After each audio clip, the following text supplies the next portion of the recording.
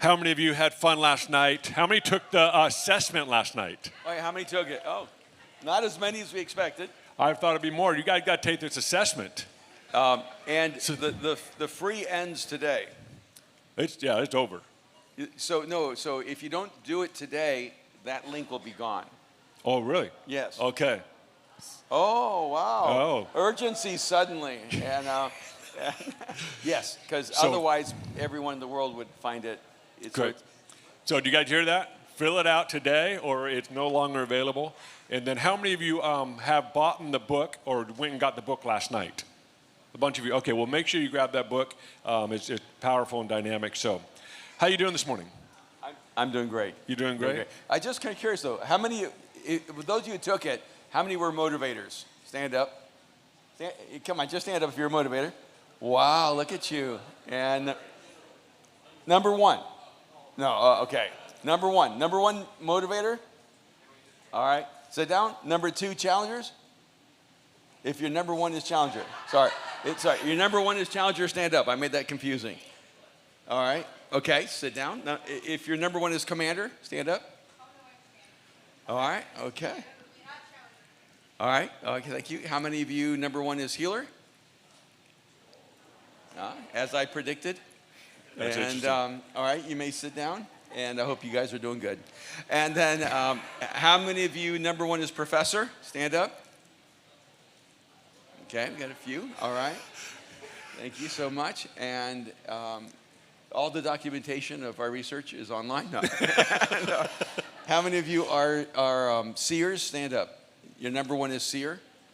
Excellent. Excellent. Wow, that's so great. And how many of you, number one is maven? Okay. All right. Now, so you're actually disproportionately represented, and the reason is because of Eric. It is because you have a frequency that goes out to the world, and so people go, "Oh, I feel at home." You know, right? You don't know why you feel at home, and you don't understand them, but you feel at home. It's awesome. That's it right there. Yep. All right. So my research. That's exactly it. You don't understand, but you feel at home. I should have made them stand on their shadows. How many of you are manipulators? That would have been way more fun. Exactly. And memorable. Before we jump into a talk, I would love for people to know how can they follow you, access your resources. I know you can just Google your name, but I think there's some things that you're doing that are profound. I'm a part of them. It's been life-changing. And so would you just take a minute, like what are some entry level to your world all the way to, I know, the arena? If you could just unpack that, because I think people need to know what you have. Sure. The easiest way to connect are two ways. One, just go to Mosaic if you ever want to listen to my talks from Sunday, all right? Everything there is free. It's all accessible. Everything that is about the gospel is free, right? So Mosaic, you get all the talks. My son and I have a podcast. That's my favorite thing that we do. It's called Mind Shift. It's a lot of fun. We get ourselves in way too much trouble. And so you can actually follow our podcast. And then if you're more interested, we have it's a $25 a month subscription where you can join our Mind Shift community. And that's where we talk a little further about stuff. Everybody says, you're a pastor, you shouldn't talk about that. But I say, I'm 66, I can talk about whatever I want. And so if you want to go behind that little paywall, it's just $25 a month. And then we have a business community, because I started coaching business people, and it's unbelievable, like that whole world of business. And I won't even go into some of the dynamics, but we wanted to create an online business mastermind for people who are not as successful, people who can hire you one-on-one. And so we have that space. It's really just if you're like an entrepreneur or CEO, or if you're a person who's really committed to high personal development. It's about $4,000 a year. So there's a cost behind that. And we do that so that the people in that community can interact with people at the same level of intensity for personal growth in their life. And we say hard things in there. And that's called the arena. It's called the arena. And I do a live session. I think it's every Tuesday. Yeah, I think you switch to Monday morning. Monday. I have no sense of chronology. All right, like I genuinely don't. Like I woke up this morning, I did not remember what city I was in, and I thought, why am I sleeping on the left side? Where's Kim? And then I realized where I was and made it over here. And I don't know. Today's Friday. Friday, yes. Yeah, and so the arena's on Monday. Yeah, Monday morning. It's a 10 a.m. live call with you every week. And what we do is for 30 minutes, I'll pick a subject around communication, leadership, big ideas, character transformation. We'll talk about it for 30 minutes, and we'll do a 30-minute Q&A with business people around the world. It's really fun. People wake up from Australia and from Asia, from Europe, South. And no matter in your travels, you're pretty much every week you're on that call. It's very rare. You maybe postpone it a day. I'll call from anywhere in the world. It's crazy. Yeah, so it's I think that for me, that's been a valuable hour of my life, and it's been so shaped. And the other thing Arena has, there's tons of resources within Arena. Yeah, there's hundreds of hours of training on leadership, communication, like mental acuity, mental performance, and character transformation, all that stuff. Yeah. So the Arena isn't just a weekly call, although that is my favorite part. There's so much resource behind that. So I just wanted you guys to be aware of what's available. Thank you. Obviously all your books. I mean, you have, how many books have you written so far? More than two. More than two. And I think I have, it's funny when people come up and say, I've read your book. They don't realize that's actually so insulting, because that means they don't know I have like 13, 14, 15 other ones. So then I always say, which one? You know? This is probably the impossible question. I wasn't planning on asking it, but it just popped in my mind. Do you have a favorite book that you've written? I have a favorite book for different people. Okay, give some Does that make framework. sense? Yeah, that's a great answer. Yeah. Yeah, because depending on the reader, you know, when I have friends who are very, very far away from God, and they're not interested in a faith conversation, I send them to Soul Cravings, because that's like a journal of human experience that connects us together and moves them toward faith. When I have a person who doesn't believe in God, but they're interested in Jesus, I send them to the Genius of Jesus, and it creates great conversations. When I have a person who's just trying to figure out how to get out of a rut or a vicious cycle of thinking, I send them to Mind Shift. Yeah. Because that's the book that will make the slight mental shifts that will move you from repetitive failure to success in life. You know, yeah, so each book, you know, has a different feel. And the book I always try to forget that just keeps coming back is The Barbarian Way. You know, I never recommend it. It just gets recommended to me, you know, by people, you know. And of course, you always love your newest book. You know, so I do love the 7 Frequencies. I love chapter 1, the first chapter and the last chapter of the 7 Frequencies as much as I love anything I've ever written. Wow. And it's a weird feeling. You actually do fall in love with something, you know, because I wish I was, like someone said, I just did a podcast with Jamie Kern-Lima, and she goes, was your book a divine download? And I said, I wish. Like, it would have been so much better. Like, and I said, I don't use that language because I'm not a spiritual narcissist. You know, and because like God, you know, I do believe God wrote a book. It's just not the 7 Frequencies, and I think it's called the Bible. And then and I told her, I said, if God wrote my book, it would have been better. But God inspired me and changed me so that I could write this book.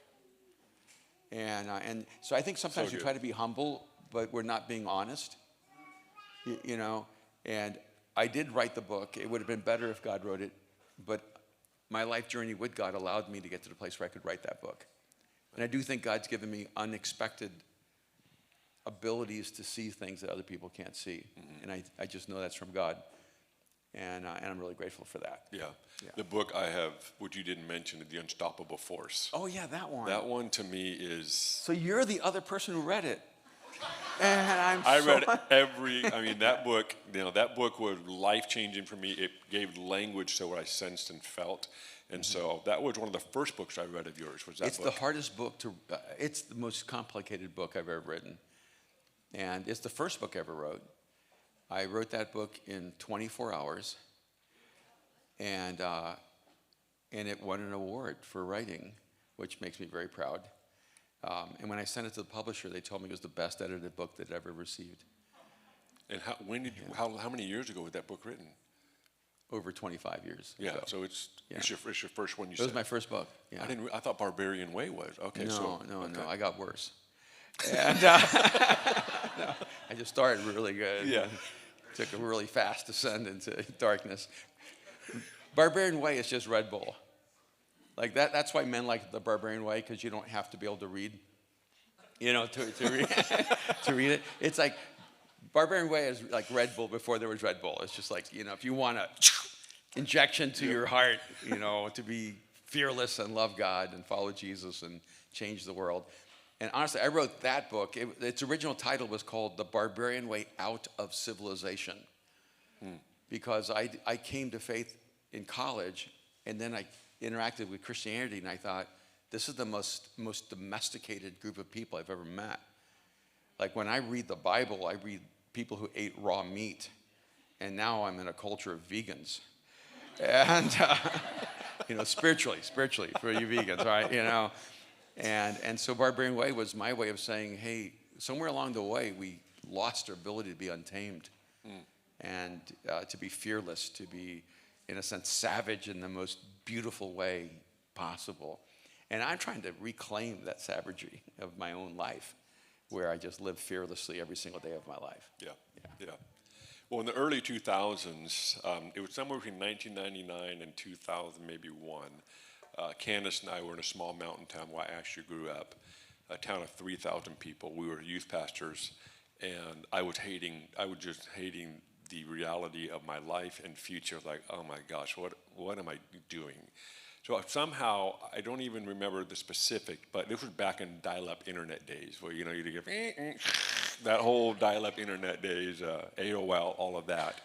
And somehow, I don't know if someone mentioned you to me, but someone said, hey, you should check this guy out, or I just somehow found you.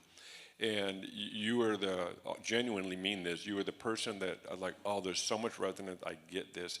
And you gave me permission from a distance to think outside the box, which is obviously your life. And you were never created to live in the box, Eric. No, 100%, yeah. So it was so at that stage. This was 25 years ago ish. So I was a bit younger. It was so like, oh, this is what makes so much sense to me. And the one thing that was really helpful for me is you did not compartmentalize life. You didn't compartmentalize your spirituality with everything else in you. And that's what, like, somebody is packaging this and communicating this. So that resonated with me. So I would love to start this conversation off around your journey around spirituality and creativity. And that's something that I would say you pioneered that in the church. Like, what's normal today was not normal when you were talking about it. Can you just kind of unpack, like, what was your journey and why it wasn't compartmentalized for you? I love that question, and I'm going to pretend I'm answering it. Go for it. You say whatever you want to say. No, I'm not the German translator. No, I'm not going to change. I want to do a transitional statement here. Yeah. Because I wrote a book called Chasing Daylight in 2001. That was 9/11. And because you're asking about this intersection of creativity, what was interesting to me is my book was banned from all the Christian bookstores, removed from the Christian bookstores. Because in it I said that the safest place to be is not in the will of God. That everyone keeps quoting Corrie ten Boom, but misquoting her intention. Because they were running from the Germans and seeing everyone they loved die. So she understood that there was danger in the will of God, but safety in the knowledge of his sovereignty. And we had misquoted her to act like, if you want to be safe, be in the center of God's will. So when I wrote Chasing Daylight, I actually said, it is dangerous to be in the will of God, but you become more dangerous than the environment. And then 9/11 happened. Wow. And I got a notice letting me know that Christians did not need that message, that they needed to know they were safe. So when you ask me, like, early on, I did not wake up going, this is kind of a weird thing, but like, somehow I became like the apostle of creativity. That was never my dream or aspiration. At first, I just wanted us to reclaim courage. And this idea that conforming and being standardized and being the same was actually a reflection of Jesus. And so I think at first, every entrepreneur is running from something and running to something. And what they're running from is usually their dysfunction. And what they're running toward is usually their function. And so they're running away. I'm never going to be poor again. I'm not going to live like my parents. I'm never going to live in fear of eating. I'm never going to, and they're running from something. And I said, really the shift has to happen when you're running to something more than you're running from something. And I think at first I was like running from something. Like I didn't want to become domesticated. Yeah. Like I gave my life to Jesus, but I didn't want to become a Christian. Well, I didn't want to become Ken and Barbie. I didn't want to look like everyone else. I didn't want to be obligated to dress like everybody else, to think like everybody else, to talk like everybody else. So I wasn't trying to create a movement of creativity. I was trying to destroy a movement of conformity. And so I look at that time in my life, and and I loved the church. And so, like a lot of pastors, famous ones that were my generation, they all pretty much thought I hated the church. I hated what the church did to people. I loved the church. In fact, it's a dysfunctional love affair, because I don't know if she always loves me back. wow. And then when I went to LA, well, even before LA, I worked in the most violent, dangerous zip code in the United States, highest murder rate, highest crime rate in the United States. It was in Dallas, by the Cotton Bowl, where women were being raped in the parking lots of the Cotton Bowl, and every church moved out of the zip code, every church. The district attorney's office and the probation office would not allow their employees to go down there by themselves. And I did not know this. A sociologist named Dale Cross said that when I went and started a church there, it was the first church in America that reversed white flight. Wow. I was the first church planter that went back into the city in the United States and maybe in the world. I didn't know it was creating a trend. I just saw where the darkness was and thought I should go there. And so a lot of the things that people looked back and said, wow, you set this trend. Wow, you set this trend. I didn't know I was setting a trend. Yeah. Like that. You don't think like that when you're 24. You're just going, I remember I had a prayer, God, I'll do either what no one can do or what no one will do. And that was always my prayer. So this is the context of my calling. What no one can do or no one will do. And sometimes I think early on, God called me to do what no one would do, but others could do. And when I did it, other people believed it could be done, so they did it. Yeah. Churches across America started moving back into the cities. And we were a huge part of the regentrification of American cities. The church was a huge part of that, not just coffee shops. And we were the progenitors of reclaiming cities across America. So when people hate on the church, you need to remember what we have done. Yeah. And then how do you help guys who are gangbangers and assassins and drug dealers? I mean, our youth ministry, everybody had a pager, because back then, it was pagers.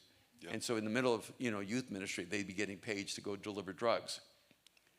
And it was just, and like hardcore, if you're hardcore Pentecostal or Baptist, you go, you can't be here without a pager. You got to choose Jesus with a pager. We just said, just bring your pager. We know you're working, and just hang in here while you can. And little by little, we started impacting that world. But how do you teach them when they have a third grade education how to memorize scripture or learn anything from God's word? Man, it's like, they could memorize scripts. What I learned is that uneducated people have massive memorization skills. Wow. Because if you can read, you don't have to remember anything. Just say, okay, stay curious. But if you can't read, you have to memorize what all the symbols mean. And so I began studying human behavior and human potential in people who didn't think they had any. Wow. And I found creativity was a multiple layered strategy. I could educate people if I could find a creative way of doing it. But I would reduce violence by bringing creativity into it. Wow. You just don't find highly creative areas and violence. Interesting. There's almost a hatred for art the moment cultures become more violent. And it's true in culture. Sorry, I may be going too far into this. Is perfect. You know, but this is the stuff I saw, and I know it's weird things to be seeing at 24. At 24 years old, I did a diagram of the world, and I assessed where the future was coming from, and I determined Los Angeles was the epicenter of the future, that the world doesn't move into the future at the same rate. And so even though I love Greenville, you're not in the same place in history that Tokyo is. Mm-hmm. You're behind. If they came here, they would be living in the past.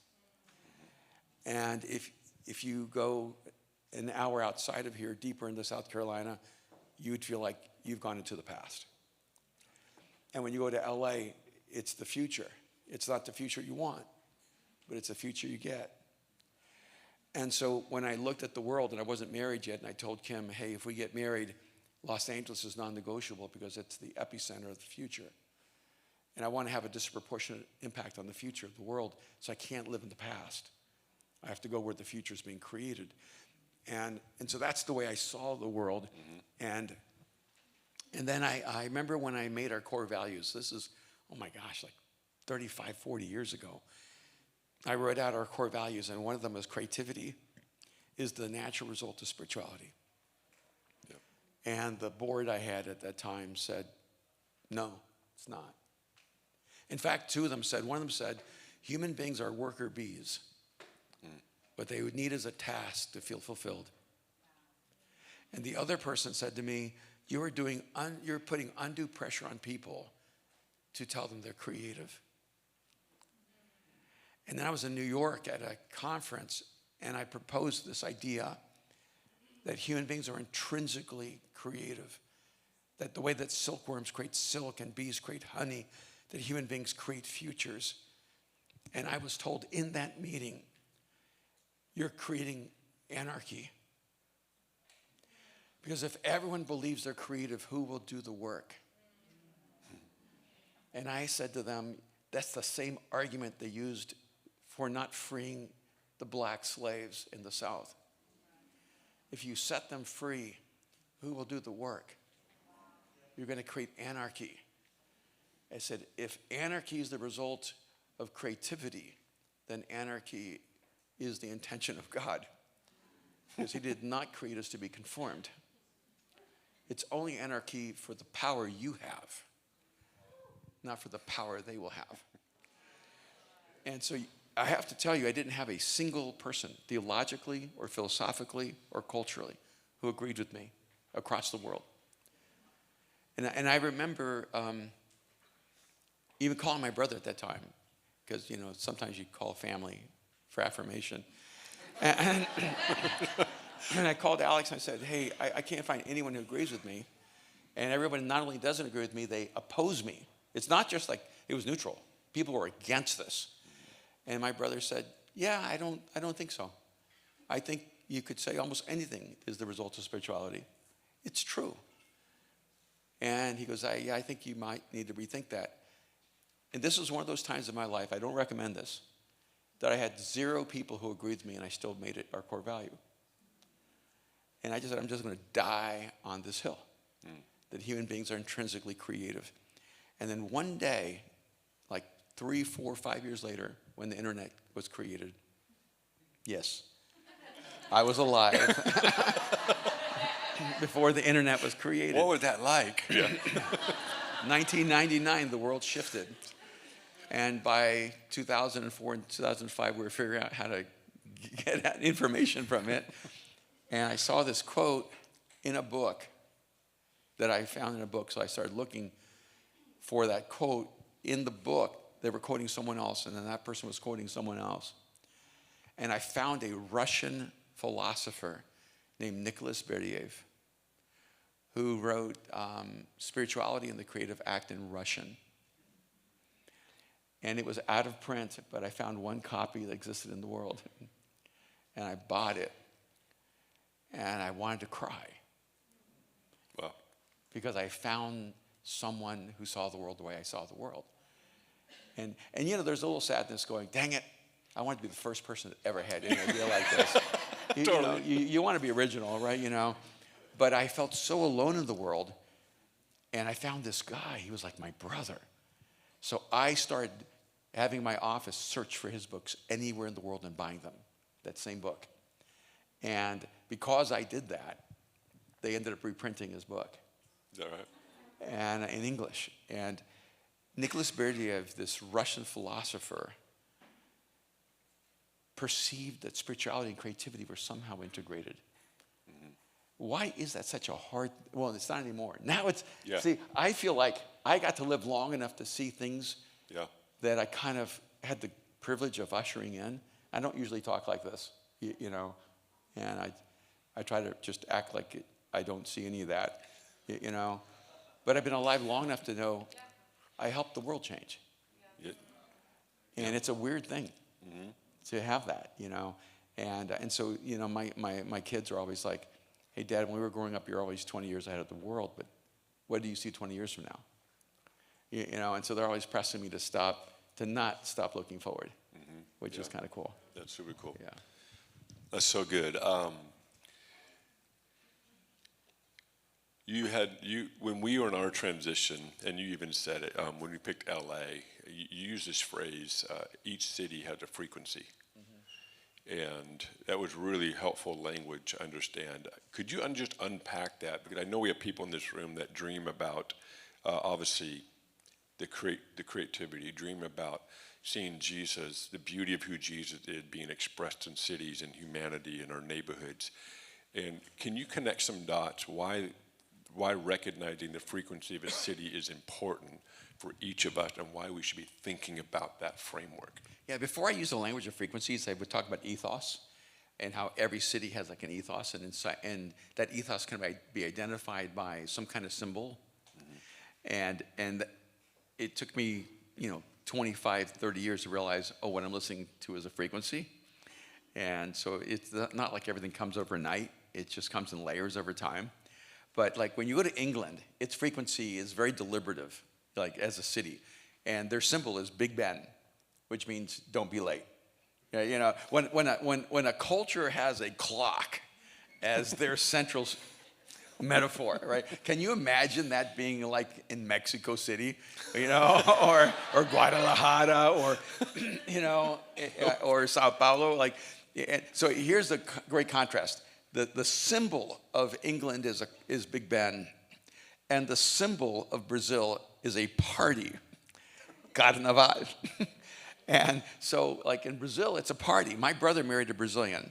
I think he waited 2 or 3 days for his wife to show up for their wedding. Anybody Brazilian here? No, like this, yeah? Not an exaggeration, right? She might show up that day, the next day, the next day. And you know what Americans do? They wait. They wait and they get irritated and angry. What Brazilians do is they party. The longer she takes, the longer we get the party. Like, what is the big deal here? Just block the week out. It's a wedding. And so their cultural icon is a party. In France, it's the Eiffel Tower. It's art. It's beauty. There's a resonance difference in the cultures and the way they express themselves. And you can hear it in the language. I remember when I was in Beirut years ago, and I was talking to about 100 people from Hamas and Hezbollah. And I was told, hey, if you mention Jesus, there's a high likelihood, you won't leave here today. And so, what are you gonna do? It's like you just have to, like at some point, So I did this long talk, and at the end, someone asked me, the translator who set me up, because he was a Christian, said, you keep talking about this gospel, but what is it? And so I told the story, and I won't go into there because it's not relevant to today, but after I told the story, this man stood up, and he did have a gun, And he starts screaming at me, yelling at me. And I mean, just pointing at me and just coming at me. And I thought, I don't understand a word, but he's going to kill me, right? You know? And then I said, what's he saying? He said, if all Christians were like you, all of Lebanon would believe in Jesus. He said, may you be blessed and your family be blessed, and may your wife have many children. She didn't accept that. But because of the linguistic frequency, it all sounded like he was angry. Wow. Because the cultural frequency is born out of war and violence. And then when you have French, if a Frenchman is cussing you out, you're like, oh, thank you. You know, he likes me. You know? And because the cultural frequency is romantic. And so that's why sometimes you have to like pay attention to the cultural frequency, because it won't express to you what's actually going on here. Yeah. Well, we went to Italy like 20 years ago for a couple of weeks. It's like our big, huge like family vacation thing. And when we were done, Kim said, I'm never going back to Italy until the whole nation apologizes. And, it's because everything was like this. What? You want spaghetti? You want more salsa? You know, it's like, Kim's like, my wife's Irish, and she didn't like that. She likes to give it, but she didn't like to take it. You know, and so she felt all of Italy was offensive to her. And I'm like, I love the Italians. They're just so great, you know. They're fun, they're expressive, they're verbal. Everywhere they're fighting. I would say, honey, look, they're not fighting. They're just talking. And so it's very different, right, in Japan? Yeah. Anybody been to Japan? Yeah. Did you think you went deaf because you can't hear anything? Right? It's such a quiet country. No wonder they call us loud Americans. And you can almost feel like a Japanese person getting angry. That's what it's like right there.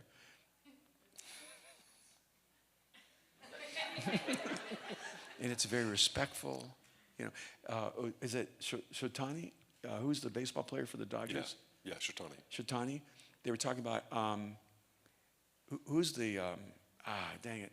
There's a player who's older, Freddie Freeman. So evidently Freddie Freeman, whenever he enters a room, he tries to let Shotani go first, and Shotani refuses. And so Freddie Freeman gets against the corner of the door to make Shotani go through, and Shotani just squeezes behind him. Because Shotani will never enter the room before an elder statesman. Mm-hmm. Because out of sheer respect. I mean, there are cultural frequencies that are expressed in every culture in the world, and you have them here too. And so some of it's like, you can pay attention to the large like cultural frequencies before you pay attention to the nuances.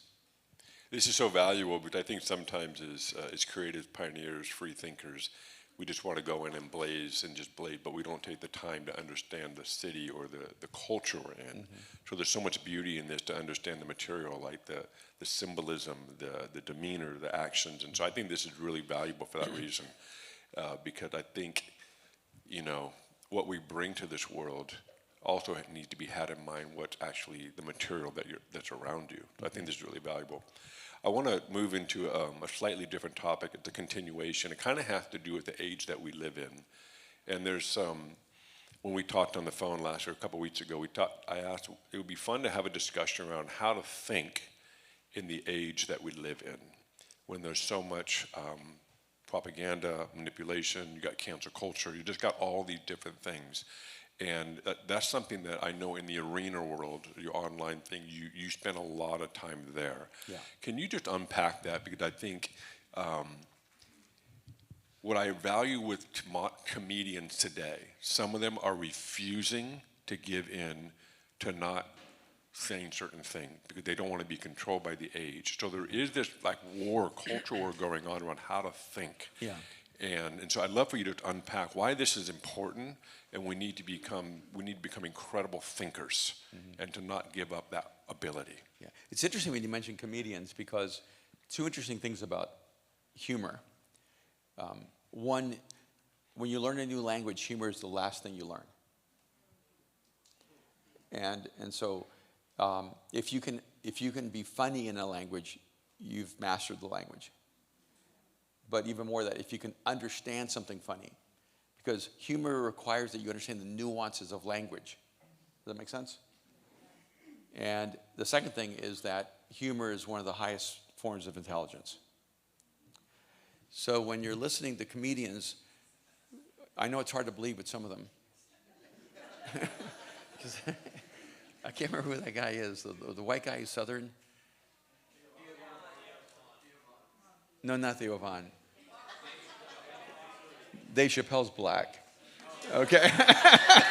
I mean, I'm glad I'm glad you don't see color. I'm just highlighting that. And but anyway, he just plays himself as dumb, but he's actually super smart. Jim Gaffigan?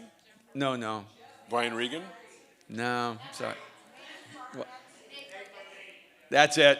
Nate Oh, Nate Bargatze. Bergasky. Yes. I kind of love him. Oh, he's okay. I love Nate. Love Nate. But he plays himself dumb, and he's as smart as they come. Because humor requires you to see the inconsistencies of human behavior and human life. So a part of that is what you're seeing in culture, and when you're trying to silence comedians, you're actually trying to dumb down the culture. Well, Yeah. What you're basically saying is they don't want you to make observations about us because they're too threatening, too dangerous, too offensive. And I used to be incredibly funny. I was so funny. It's like almost shocking. And do we have some old VHS tapes? the manager of the Rolling Stones came to the Mayan nightclub where I used to perform and offered me a one-man Broadway show. That's 20 amazing. years ago. I should have taken it. And I was too short-sighted to understand what my future could have been. And because he didn't know it was church. And he didn't understand. He goes, how long is your contract for this gig? And like, kind of like a long time. You know? And he goes, nah, I'll get you on Broadway next month. Wow. And because humor translates. Yeah. Because once you're being funny, your ideology almost doesn't matter because you're laughing, and even though you want to disagree. Even when you do disagree, you're like, I don't want to. You ever have that moment where, especially if you're around other Christians, you know, and you're not supposed to laugh because it's not supposed to be funny, but you know, that's why it's better to watch comedy by yourself so no one's judging you. Right? Okay, you know what I'm talking about. Yeah. And Dave Chappelle is my favorite comedian. And because he is brilliant, honest, and fearless, which we overwhelmingly lack. Because he has one other aspect. He's empathetic. And a lot of times, even when you have a Christian thinker, they may be brilliant and honest, but they're actually not empathetic. They really don't care about the person that disagrees with them. They just want to prove they're right. Dave Chappelle isn't trying to prove he's right. He's actually also trying to win the person who disagrees with him to his perspective of humanity. So he's a very humane person. And then when you look at the culture, we've tried to round it off our jagged edges, right? But the problem is that all reality is found in those jagged edges. Like when you round everything off, you no longer see anything clearly. It's no longer fully true, you know? And if you can't speak honestly with each other, you just move into a cultural, political correctness that makes us all dumber. You know, I just remember years ago when I made the statement, you know, Jesus saves you from your sin, but he doesn't save you from your stupidity. And it became so, at that time, offensive to people, but it's the best way to understand life. Like, how do you understand a God who died on a cross and saved you from your sins, but you're still so stupid? Right? You know, like, most of the problems in your life are just a result of your stupidity. Like, if you just, you know, the devil didn't have to, you're just like dumb. You know? Like, the devil's not going to, he's not going to get in the way of the momentum of your stupidity. You know? And And so like at Mosaic, people go, why do you talk more about sin? And I said, because sin isn't the dominant problem. Stupidity is. Wow. If I can get people to stop being stupid, you didn't know that if you were drinking, you would do things you regret? Like never occurred to you? See, I just call that like stupid, right? You didn't know you shouldn't get behind a wheel when you had like 6 tequilas. I see Jesus can't save you from that because it's not the sin part he can't save you from, it's the stupidity part he can't save you from. And a lot of Christian thinking is just really stupid. And so, sorry, it's a little tangent. And It's all good. But like, those are the funny things. They're only funny because they're true. And we all know they're true, but no one will say them. Does that make sense? Yeah. Mm-hmm. And so how did we get to a culture where we have a person in front of Congress saying, yes, men can have babies and have abortions? First of all, I was like, I'm already sad that women have abortions. But I don't know if I can be sad that men can have abortions. I'm not sure. How do I feel about that? Because if a man has a baby, I don't know. I'm not sure if I'm comfortable with that. But you know why we got to that place? It's because we couldn't tell the truth. We just, for some reason, couldn't tell the truth and go, hey, I'm really empathetic, but you're a guy. And you're a girl, and you've got deep trauma in your life. And so then we don't care about the trauma because we care so much about the political principle. And so then we end up being the really ugly, bad people.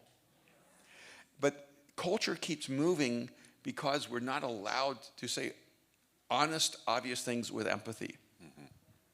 And, and so it's like, we're in the middle of LA. There have been probably seasons in our history where 25% of our congregation, our community, was gay. And you can't even imagine how you have to learn how to communicate truth with empathy in that environment. And there was a whole season where our front row on the left side is trans, but not small, 6'4" trans, 6'5" trans.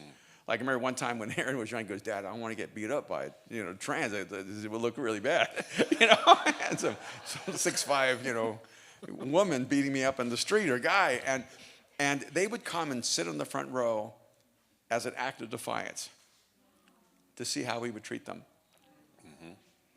They didn't know what to do when we just loved them because they didn't have a strategy for love. They had a strategy for hate. Wow. And so some of us having to learn how to navigate this culture and go, I'm not going to have the fight you want me to have. Because the fight you want me to have is the fight that makes me a bad human being. But I'm going to fight for you. Someone come to me, well, how do you feel about, me living this particular way? And I go, how are you doing? Are you happy? Do you feel an emptiness? I remember just taking it out of cultural dynamics. I remember one time this Muslim man and I were talking. He was very adamant about Islam. He was going at me hardcore. And I said, so, what does Muhammad say that you need to do to be with God? And he goes, oh, you cannot know. If God will choose you, you have to be a good man. And I looked at him and I said, so how's that going? And he put his head down and he goes, it's very, very hard to be a good man. Wow. He's like, if you just stop fighting over what they want you to fight over and just go back and have the human conversation. Wow. It just absolutely disassembles everything. It's beautiful. Does that make sense? No, it does. And we don't learn that because we just talk to each other all the time. Right. And so we feel affirmation in our position. This morning I had a talk with my wife. My wife is southern, all right? Asheville, mountains of North Carolina. She went to Erwin High School, named after me. And and this morning, my wife is one of those people, she says, I know you don't like the Old Testament. I said, honey, I love the Old Testament.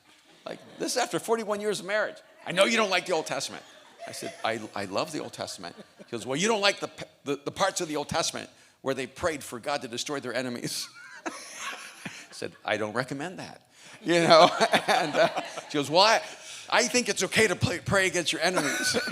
And I said, I think Jesus kind of adjusted that, you know, where you have to, like, you know, love your enemies and not pray against them.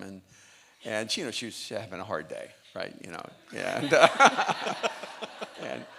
and because, you know, David, he prayed the destruction of his enemies. Like, he just really loves those passages. And because on a bad day, don't you just feel tired of fighting? You just feel like you're always losing to culture. We've been in Hollywood for 35 years. You just, sometimes it feels like you're spitting into the wind. And you just fight and you love people and you love people. And then it just becomes self-destructive all over again. I cannot tell you, even just in relation to the gay community, my wife, who would be very conservative theologically, like super, super, super, cannot emphasize how conservative, okay? So think of the most conservative person you know. Go to the right. That's where you'll find Kim. But every Thanksgiving and every holiday, she would always have people that she adopts, and they were always gay. And I remember she went over to the shelter where they take in gay kids who have been sexually trafficked. And she took a massive check over there one day without talking to me. All right? You know, she doesn't even know if it's in the bank. She just does it, right? You know, it's always good to ask, you know. They did not want the check because they found out it was from a Christian. And I remember my wife, who, you know, she's fury, all right? She goes, do you think those kids care where it came from? I said, no. She goes, then you better take it. And she has expressed so much love. But at the same time, many of those same people that were in our home for years, the moment they just go into like a dark, dark, deep space, they're the ones online hating on her. And it just devastates her and breaks her heart. I go, when you fight into deep darkness, you're not always going to win. And you have to accept the fact that they will not respond to you the way you've responded to them. And you have to take that risk. It's way easier to risk with kind people than it is with people who are filled with pain and anger and hurt. Yeah. You said a statement a while ago around behind every word is an ideology. Yeah. Can you just take a minute and just help us just to not get pulled into the fight?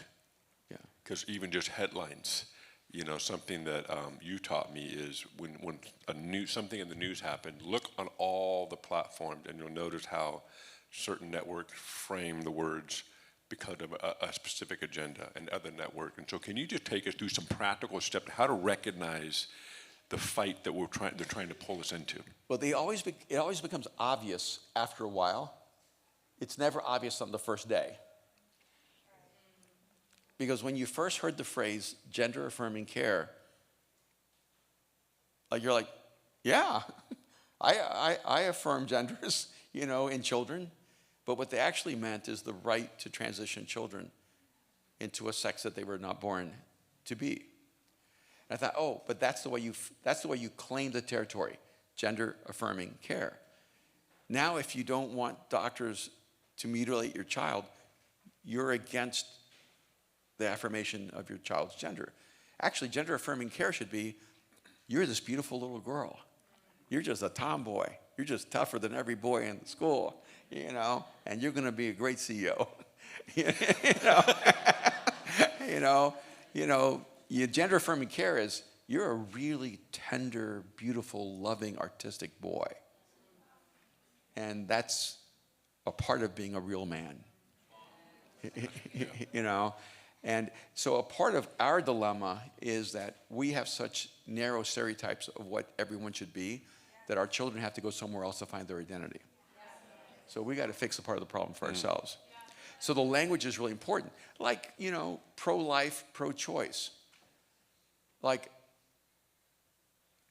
I wrote a book called Chasing Daylight that says the most spiritual thing you will ever do is to choose. So I'm pro-choice. I think humans should choose. I don't like dictatorial, authoritarian environments, but I'm definitely pro-life. But the language you choose takes territory. And you have to realize that you're not actually in charge of the language. You know, we're not. The media is in charge of the language. The political systems are in charge of the language. So you can know when to the right or to the left, either way. You can know when a political party is going to try to take territory by the language they come out with, right? And so then, if you're far left, you're a socialist. If you're far right, you're a racist, right? So you get two great choices, right? You know? But here's a problem. And this is where I work with people politically and go, no, what you want to know is this. If you go to a person on the far right and say, if you say you're a racist, will they say, yes, I am, proud of it? They'll say, no, I'm not a racist, you're misjudging me. But if you go to a person on the left and say you're a socialist, they'll say, yes, I am. And we need to affirm Marxist ideologies. I'm just a democratic socialist, or I'm a this kind of socialist. If you go to Bernie Sanders and tell him he's a socialist, you're not insulting him. You're affirming him. Does that make sense? And so what I tell people, I say, look, what I do is I define people by the definition they choose for themselves. So to call a person on the far right a racist who says I'm not a racist is actually slander. But to call a person on the far left a socialist, if they are a socialist and they're proud of it, that's not slander, that's respect. Does that make sense? Yeah.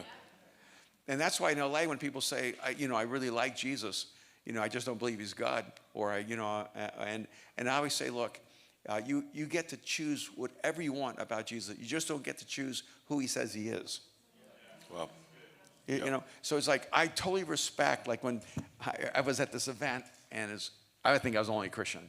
It was a TED event, but it was called Renaissance. It's hyper intellectual, hyper rich, hyper bohemian, Birkenstocks, and these two guys invented this brand. I think it's Good Guys or something like that. No, Life is Good. Life is Good. Yeah. Life is Good. The brand Life is Good. I guess they're two brothers, and we're having this great conversation. I'm impressed because Life is Good is a cool brand and everything like that. I think they're from the Northeast, and they said, so you're very spiritual. What's your spirituality? Do you believe that everything is really the same thing? And they said that because they liked me. So they thought I would surely believe the same thing they believe.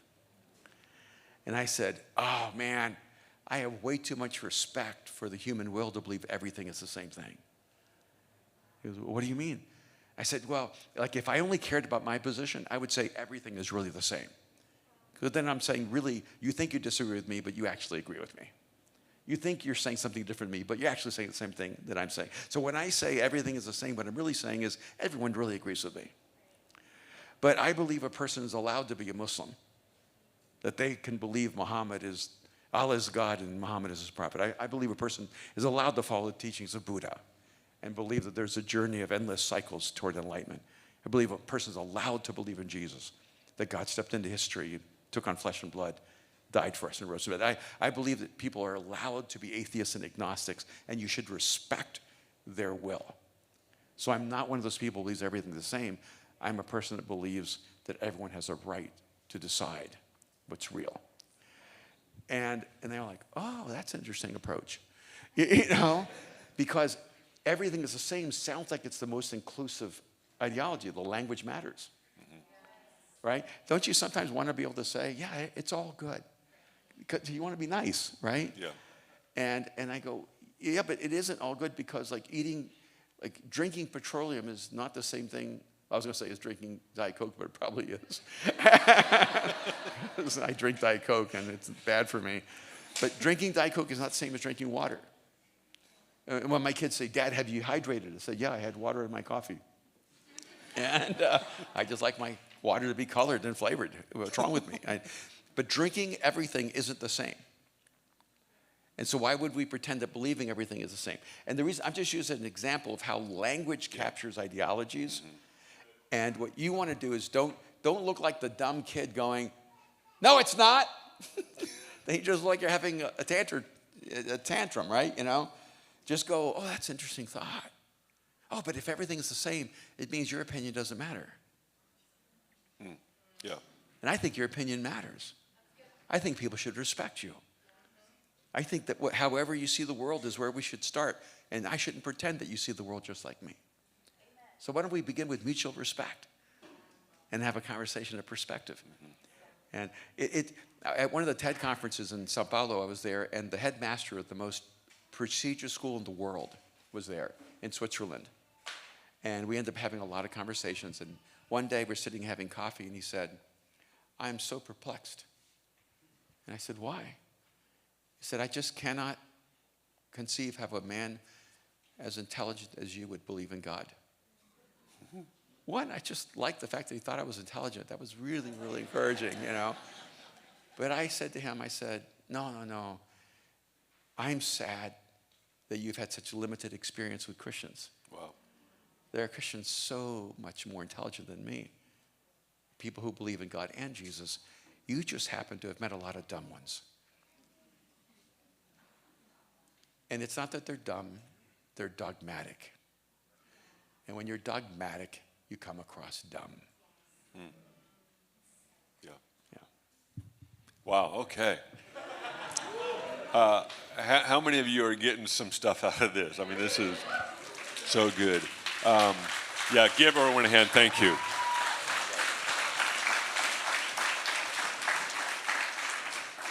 Would you mind praying for us?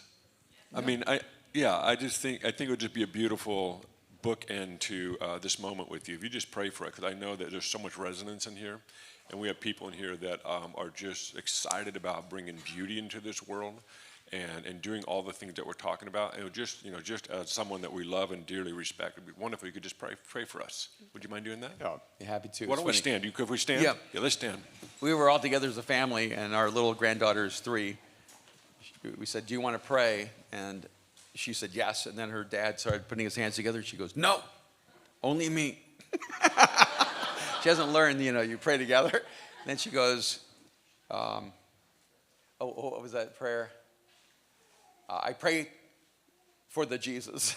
We said, and then she goes, amen. That was it. So, and what's amazing to me as I think about it is I go, that prayer probably is as powerful as anything we do.